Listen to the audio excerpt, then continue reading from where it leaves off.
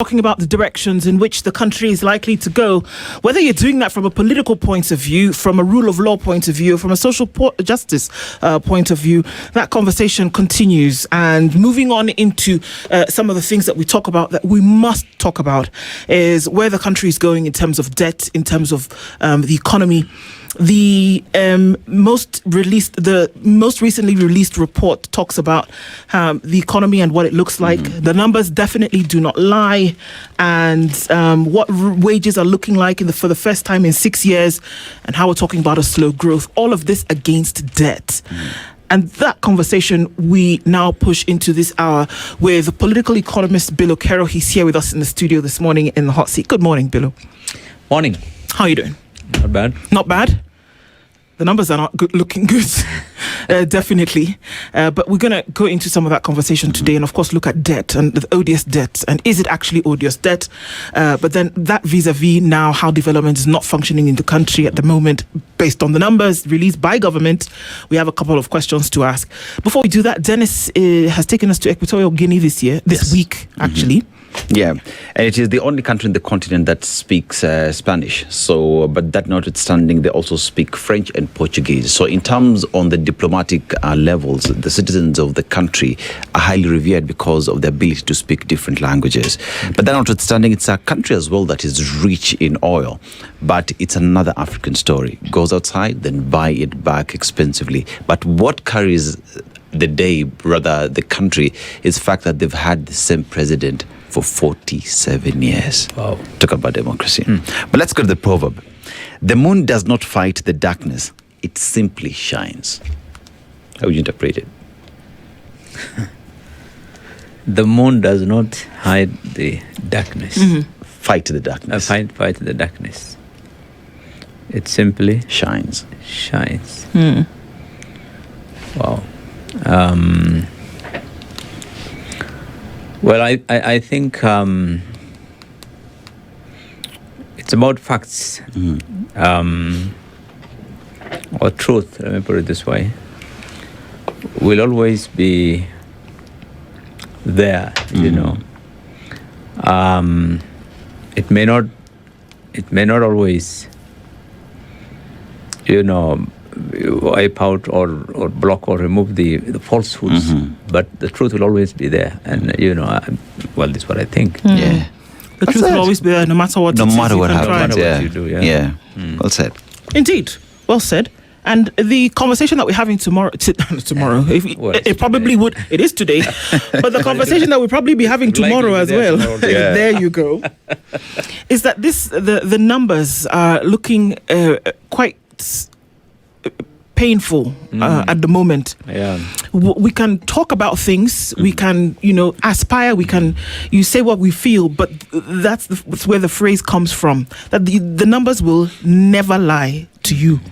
And some of these fundamental numbers that we're looking at today is that things have dropped significantly, whether you're looking at agriculture, manufacturing, transport, accommodation and food services, ICT, financial services. Interestingly enough, the things that policy in government has been spending all of its time on in the last few years. But those things have dropped in terms of their productivity and service. But the debt continues to rise. Right now, there are conversations with the World Bank and IMF, give us more money. Well, the World Bank is tightening the screws and they're saying, well, hang on a minute. How about you deal with corruption? How about you deal with some of these things? And maybe we can have a conversation then about, if we're going to give you some more money. But then we have to ask the question, Billow, here we are with these now indictment on the economy about how it's not doing so well, but the debt question comes into play.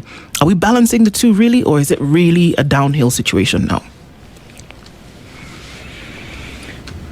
Well, I think we are not balancing the two.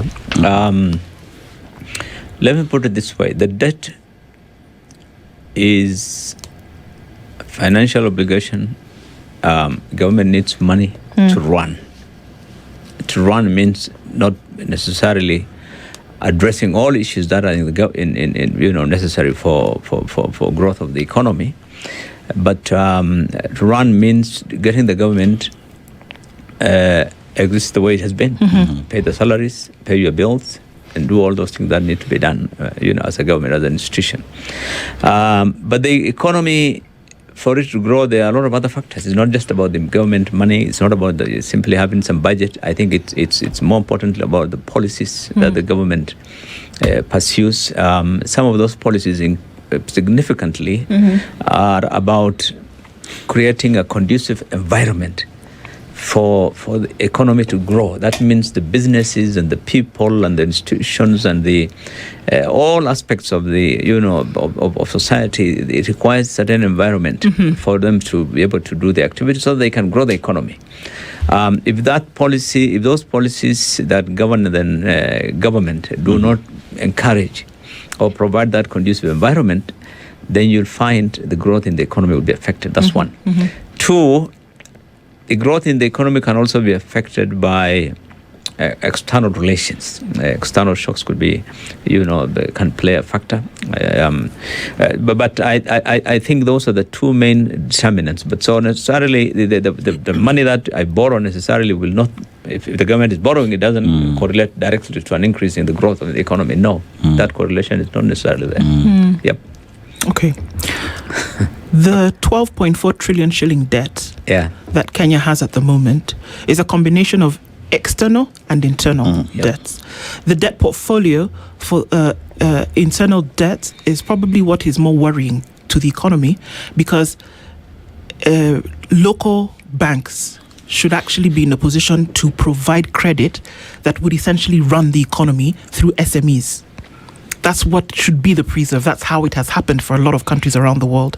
But government is the biggest borrower from local banks right now. And local banks can give that because there's a guarantee that it's government, it's perpetual, quote unquote, and it's not going anywhere. So you lock out people who would then be agents of growth for the economy and give it to government who not their job to run business, but to create an environment where it's conducive for business to run and flow. But we keep incurring this debt. So can you actually have a moving economy where you have a debt portfolio that has locked out credit that should go towards building the economy in the first place? Yeah, that question is a valid question, but there are two aspects I need to talk about. One, it's true that when the government borrows domestically significantly, it will crowd out the private sector. That's a fact. But there is a policy. I remember when Kibaki came to power, there is a policy that we came up with which encouraged that the Treasury should, as much as possible, through Treasury bonds in particular, longer term Treasury bonds and so forth, borrow locally. It has two advantages. One, you will also limit the exposure in terms of the foreign exchange in case of the volatility in the exchange rate. So there'll be, you'll be avoiding that. And two, if you're borrowing locally, then you're also giving capacity to the institutions that are locally to be able to, encourage your capital, expand your capital markets, particularly in the bond market and so forth. But the one thing that I know, which has been a challenge, even when we are not borrowing domestically, our banks have been a bit shy for a very long time in lending to particularly the informal sector. And this is a country where 80% of the economy is subsistence, is informal.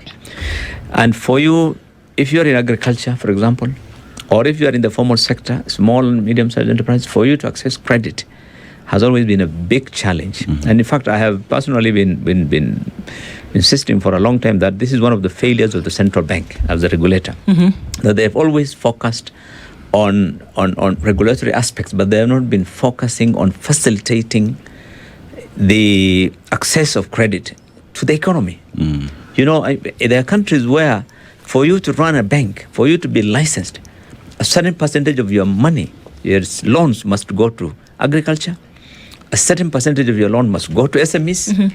That's the way to, deliberately encourage lending to those institutions. That way, then you will ring-fence money, whether the government wants to borrow or not for treasury, but you will have money always for the private sector, for those areas that the government deems necessary. But without that, when central bank simply wants this guy to show a very good balance sheet, or P&L account every year or balance sheet, then they are allowed to simply, lend to government, and there you get, crazy profits. That's why even in the worst of our economic situations, any year when we have performed the worst, the financial institutions have always made huge profits. There's no correlation, because they've always said, I want to put my money where? In the government, because there's, the premium. That's what they do. Billow, we look at debt, and the government has to borrow for it to function. And we know the parameters upon which the government can borrow. However, we have instances where there is conversations on odious debt that exists in the country, and even that is a matter that is before court today. And one Okiom Tata says that Kenya has overpaid its debt by about 3 trillion shillings.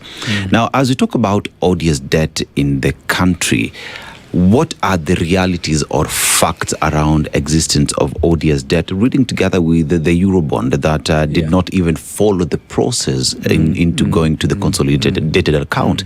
It was received in an offshore account. What is the reality around odious debt in the country? And if it does exist, then what is the responsibility for the government? Should Kenyans pay for it? Or should we go back again into refinancing terms that have been used in terms to address that? Should we renegotiate on the same? This case by Omtata is a very interesting, and I think it's is going to be a precedent, not only in Kenya, but I think for many countries in Africa that have a similar challenge, because there are two aspects of that which are very important when you talk about the odious debts and the case in the court. One is, were these loans properly approved as required by the Constitution? That means, did Parliament approve it? Or were the loans obtained legally? I think that's the question. The second is, were the loans used in the manner required by the Constitution? Were they used to benefit the public? Yes. I think those two are fundamental issues that if the court ever makes a ruling on it, would have significant impact on going forward on the way the government will borrow.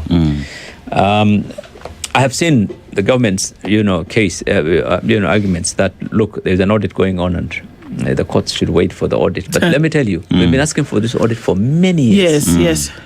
The government has always voided this audit, or it has always been promised that there's an audit. But I think the issue is not about an audit to know how much our loan is. I think the issue is those two questions. And so it's a very valid argument I think Kenyans have. Now, the question number one, the one on how is this legally approved? I think this is one of the things that, let me tell you, we tried to deal with when we were at Bomas in 2010. Because we tried to argue that, look, the only way to deal with that question is to put the requirement for parliamentary approval before the loan is taken.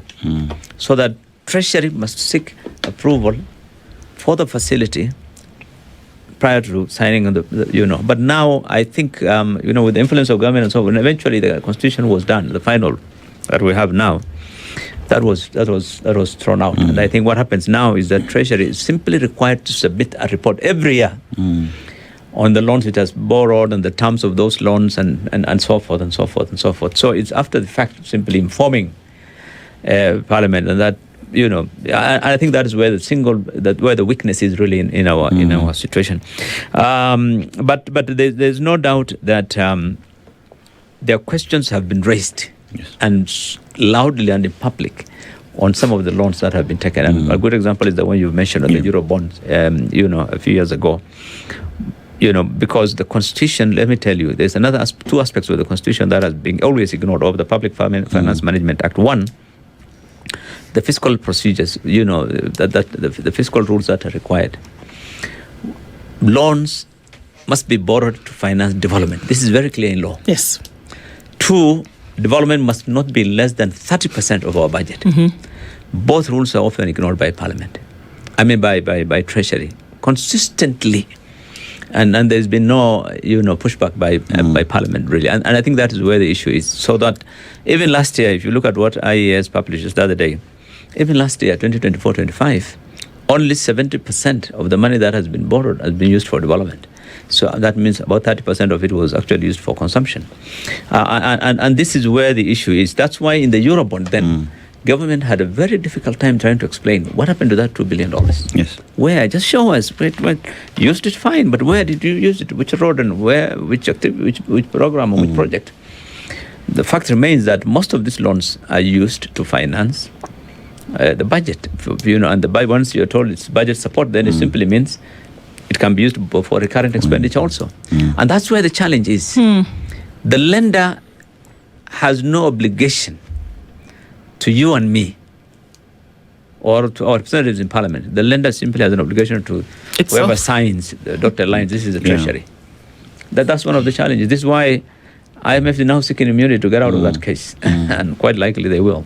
But the manner in which we say this is that we know that there are irregularities, not just irregularities, but illegalities in how this money is used. And when it's been expended, it's very easy to go back to the folks and say, well, you know what, can you extend us, essentially another line of credit for us to then be able to do this, that, or the other thing, where it is very clear that in the recent past, you haven't used the money for what it's supposed to be. Now, we could have a whole conversation about how and why certain institutions should be involved in the governance of a nation.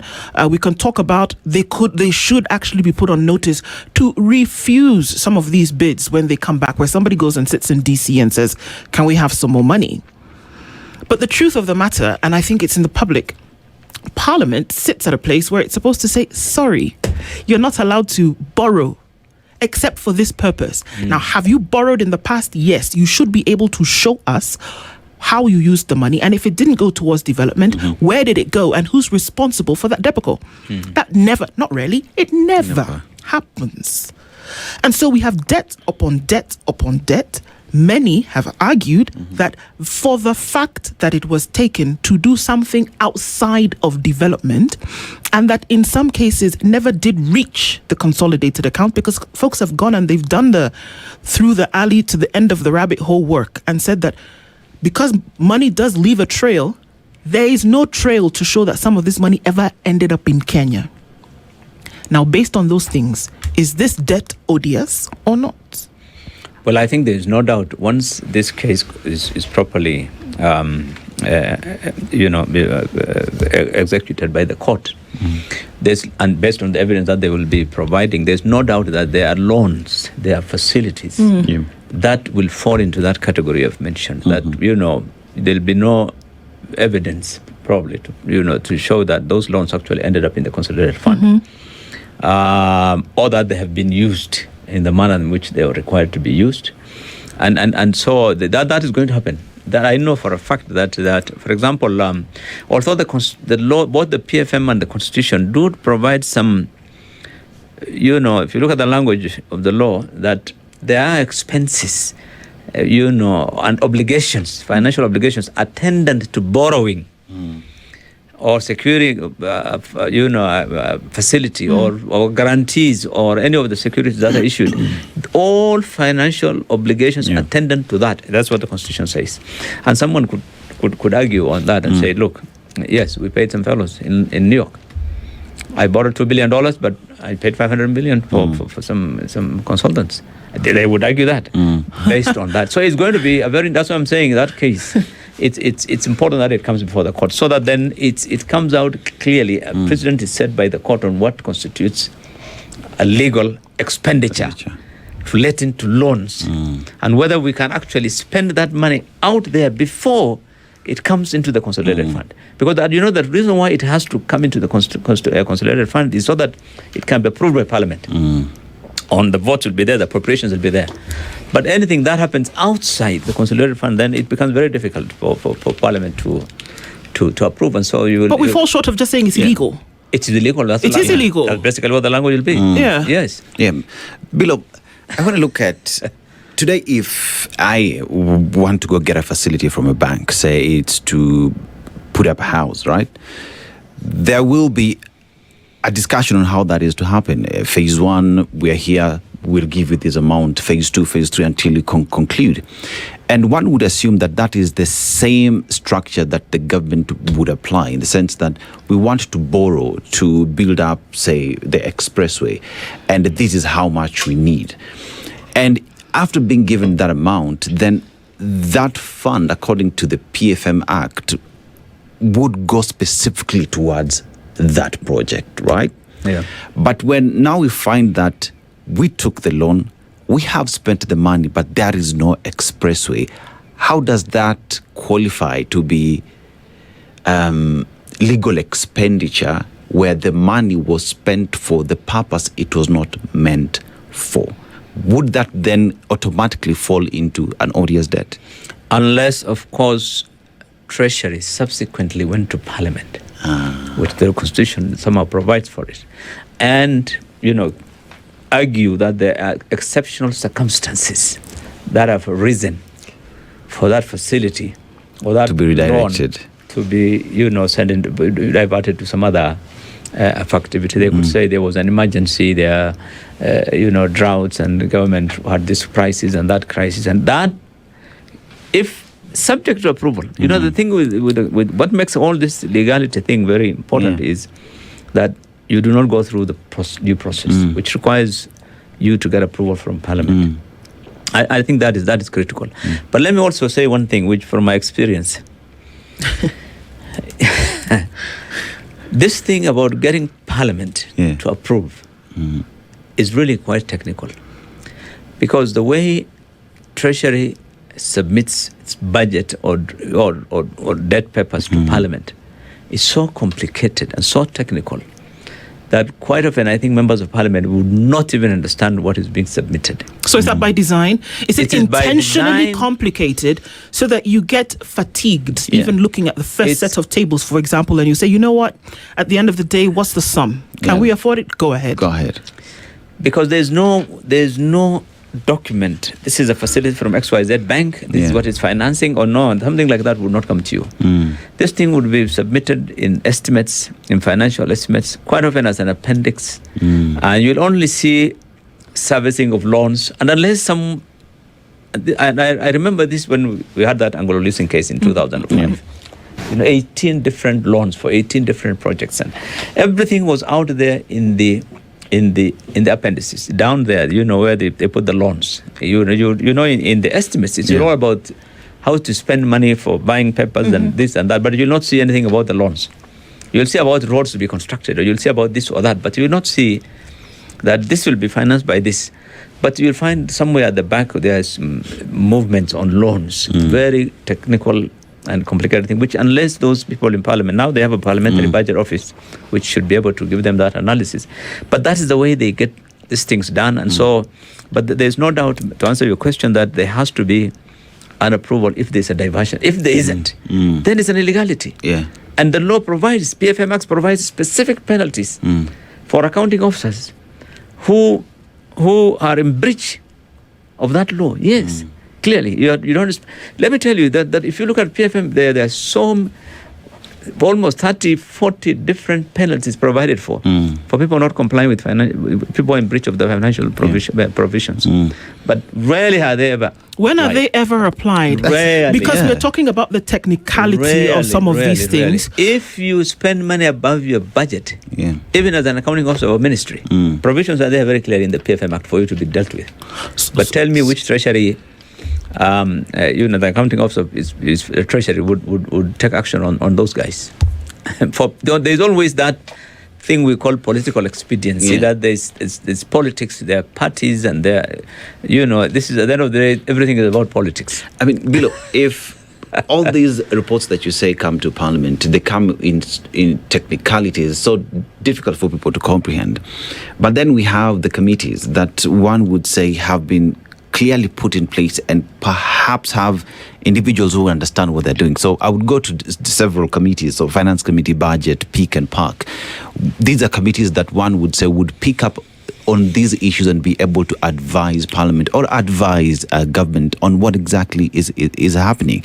So are we saying that even in the committees that we do have in place, perhaps are not cut out to understand these technicalities?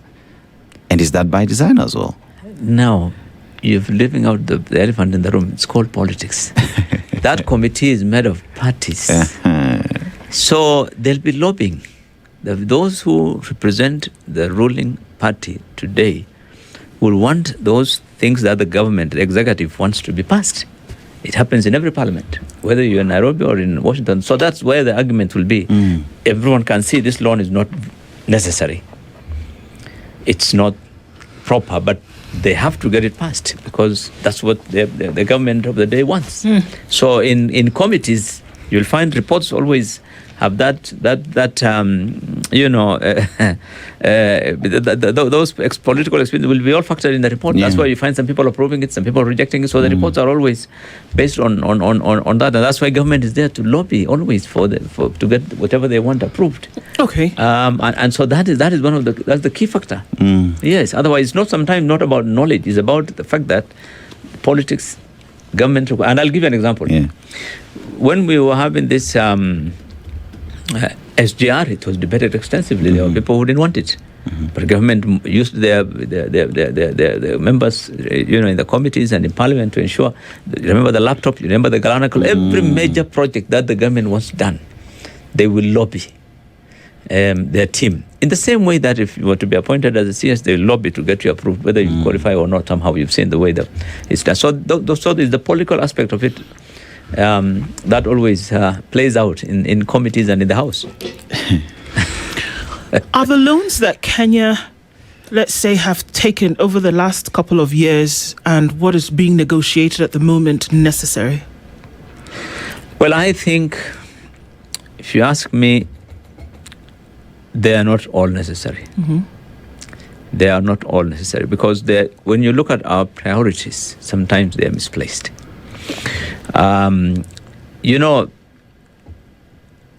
You might think, we might argue that, yes, we need an SGR to be extended from here, from Naivasha to Malaba. We'll require to borrow hundreds of billions. But the question is it a priority today? That's a question which can be discussed. And some of us will say, no. Is it a good project? It's a good project. It might be viable in the long term and so, but is it really a priority when you have got already 11 trillion loan? Is it something that you really want to take? Yeah. No. But if you have got an alternative way of financing, which is not a loan, like a PPP, for example. like a PPP or something else, then go for it, but not a loan. I think this is why in the last few months I've been quite, supportive of some of the innovative ideas they've been coming up with to try and get around borrowing so that they don't go directly for loans. If the PPPs examples, and some of trying to sell some of the assets and see whether they can finance some of the activities. So I think, so you can say yes. The issue is the priorities, and there are so many, by the way. You can't, when you go through the estimates, you go through the activities of the project of the governments, you'll find that some of these things are not really necessary. But so we are just in this is the way we do things. That culture, the work culture. So every ministry must run, every institution must run, and they all want money, and they'll submit their requests. Political expediencies, they'll be provided. You can't shut down this ministry or shut down this organization or shut down that one because of politics. But if someone really wanted to make a difference, I say, forget about the politics. I'm not interested in whether you elect me or not, but I want to do this. They can take a pen and pencil and reduce our cost, and we may not need to borrow all those loans. So Kenya's in the shackles of debt at the moment, as are a lot of nations. But for me, the law has provided a way out.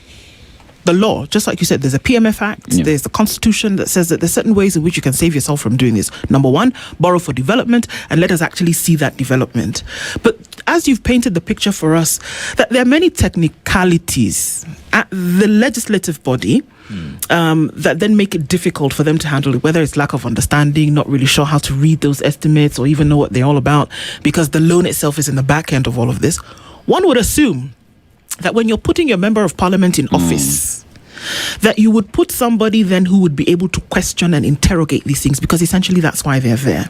Even if you're unable to do it yourself, you would have the wherewithal mentally to say, okay, I don't understand this, but how about we debate in parliament a few days longer before we say okay to this thing.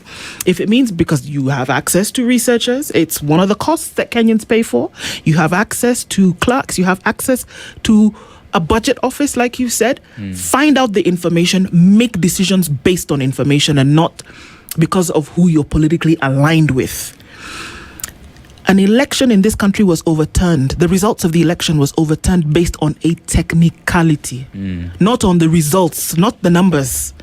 That the passage of this thing had a question mark. So because of the passage, let us say we are going to pull those results and ask all of you to go back. If an entire election could be nullified because of that, here we are talking about the future of millions of Kenyans that is being held to ransom because of this debt. It's throttling industry.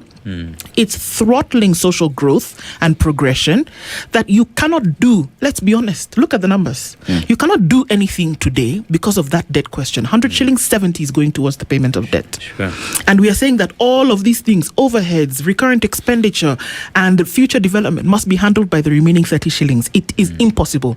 Right. It's not, maybe it can't work. It is impossible. It is not going to happen. But the answer is right there. It's like the person whose handcuffs has been removed but doesn't want to move. You know what to do, you don't do it, but then we can sit and complain. But rather than deal with the issue, we go to the World Bank and say, give us more. give us some more money. Yeah. Very, very valid. Very valid. Let me tell you, I have dealt with finance even when I was from the time I was in Parliament. I was the chair in Senate Finance. I was also the shadow finance minister. But let me tell you one thing: whenever there is a debate in the House on matters finance, you have the lowest quorum in our Parliament. Yeah. The lowest. If you get 2-3 people sitting there, you are lucky. Nobody has appetite for matters, numbers, and finance. This is one thing that you will always see. That tomorrow you can watch if there's proceedings in the House. When there are other political issues, always juicy and everyone wants to be there. But numbers, budget issues, and those things, and nobody will be very keen. So this is why the agitation by Kenyans in the last 2-3 years on really these issues of budget and taxes and so forth is putting a lot of pressure on members of Parliament to take a more keen interest. So that I think now when budgets come, it's not after what happened in 2024. I think when budgets come now, people will be a bit cautious on what they're going to say yes or. But even then, the only number that they've been worried about is, are there increases in tax? Is the bread and milk of no? Then they're not worried. But that is not where the issue is. The issue is you have got 3 to 4 trillion shillings expenditure by a government, which is in those documents, bulky documents really, which requires you to take a pen and pencil and really try and understand what's going on. What are those things and why are they being spent, and can we not remove it? And so those are the things which I agree requires more time to be debated and more time to be discussed, for example, in the committees and even in the House. But because of that lack of appetite for matters and numbers, let me tell you, there's some quite often. I remember in Senate, when the budget papers like the budget policy papers and all those things come, we sometimes given only 1 day. 1 day, and those are very, because of the process. The Parliament, the Treasury will take advantage of the process laid out in the Act, which requires that latest by this date you submit the document. So they're submitted, and so it goes on a conveyor belt, and your time you're given is. Sometimes you had a day just to go through and submit our comments, but by the time you're submitting our Senate, the National Assembly is about to conclude, and Treasury. So these things are done sometimes I agree, deliberately. But I think the law is very clear. Everything to do with our budget today under the new Constitution is the responsibility of Parliament. They have a wider responsibility. If you look at the old Constitution, it was all Treasury. Now the responsibility really is Parliament. But like I told you, I think that's probably one of the single largest failures in Parliament is to deal with. Lastly, I want to point one thing out again. Sometimes, it's not like they don't know. Yeah. Sometimes people know, but everyone has an interest with the politician. Yep. Yeah, you want your road done, as long as it's been included for you here, you want that budget to go because there's a road going to be done in your village. Yeah. You have some project of yours which will be included. So everyone then looks at, it's how they do it, isn't it? Those things are, so that it's an enticement for you to go through this thing and pass. Most of the members of Parliament nowadays, they look at CDF. How much is it? Has it been increased? Yes. Others look at, so I think this thing about the interest by politicians when they're discussing these things of budget. It came out very clearly in 2023 when Trump, in the first, I think it was in Biden's time, 2024 or 2023, when that issue of infrastructure bill they were trying to pass, and one senator was not happy with it and held on that thing for months. Eventually, I think when his concern was addressed, then he said, I'm going to vote. And that's how that bill went through. So for members of parliament, sometimes that interest, the local interest, what is in it for him, overrides even the bigger picture of what you're looking at. That speaks directly to political goodwill from the top all the way down, right? Because then we talk about, and I will try to segment it, political goodwill in the sense that the president would want to push his agenda through members of parliament because he's being smart and putting in a road to your area is included in this budget. So definitely you feel obliged because there are promises you gave to your people. But then again, there is also political goodwill in the sense that the people who sit in these houses, members of parliament, do not see the need of taking that fine tooth to come through each and every single thing to give Mwananchi value for money. We would look at government of Kenya. If we decide to come up with a good taxation regime that would enable investors to come in, to make business grow in the country, would be able, one would say, to get taxes that would be able to fund everything else that we are borrowing to do. But because we are so short-sighted, we do not want to think far, we choose to go for the low-hanging fruits because it is easy to deal with. But if we thought long term, we are able to address these issues through proper taxation, proper borrowing, and implementation of the law, and perhaps we do not need to find ourselves in odious debt. We are overtaxed. Let me tell you. Yeah. If you ask me, I would not discuss increasing taxes in this country. No one pays taxes the way we pay in the whole of East and Central Africa. And the argument that we pay more than all those countries combined is what we collect. I mean, it's clear. Our issue has always been on the expenditure. And the reason why expenditure is an issue is that about 30% or 1/3 is stolen. It's corruption. And this has been consistently confirmed by every one of the government that has come to power from the time of, Kibaki's and Uhuru. They have always insisted that 1/3 of that money is disappearing. Yes. Whether it's through inflated bills, whether it's through whatever it is. But this is where the issues are. Yeah. So if someone wanted really to raise money, you can raise it by simply addressing those issues. Yes. But the politics, because of the politics, then those things cannot be addressed. And so we have to look for more money to try and so I think your question is that issue of taxes. I would really say it's not going to be a solution. We will introduce taxes, but if 1/3 of that tax will still disappear through misappropriation, mismanagement, misplaced priorities, and all those things. So what would be the benefit? We're just making the cost of living higher and people continue to suffer. Look at countries around us. They're not richer than us. Go to Ethiopia. They don't tax any of the basic foods. They don't. It's tax. They waiver. Go to Egypt. Go to all these countries. They don't, because they know these are critical things for the ordinary people. They want the cost of living to be low. So they would not tax those basic commodities. If it is industry, you go to Egypt, they will tell you, okay, you are manufacturing. So power is provided to you at a very low rate, so that then you can compete in regionally with your products and so forth, and you export and so forth. So I think but otherwise, in a situation where ours is, that's why I told you from the beginning, the issue is really about policies. If we don't address that deliberately, we say this is where we want to go, this is what we want to do to address our problems of the people. But if you just want to collect money and you tell them to do that, tomorrow they tell you we want taxes for environment. We want taxes on these vehicles. It's a luxury. Vehicles are not luxury. So when you find 100% tax increment on the cost of a vehicle, vehicles are not necessary. They're essential to provide goods and services. So that cost will come into the cost of goods and services. So having said that, is it possible for because we know the number crunchers, the policymakers within Treasury, essentially are the ones responsible for doing this. When you talk about tax policy, when you talk about tax environment, and you look at decisions about the cost of living, that comes from this set of people. Are these apolitical positions? Because if they were, it didn't matter the government of the day and what they wanted to achieve, whether it was people who wanted, to have money in their own pockets. It shouldn't matter that these are the folks who would say, this is what we have set out with all of these conditions taken into consideration, and this is the direction we should go.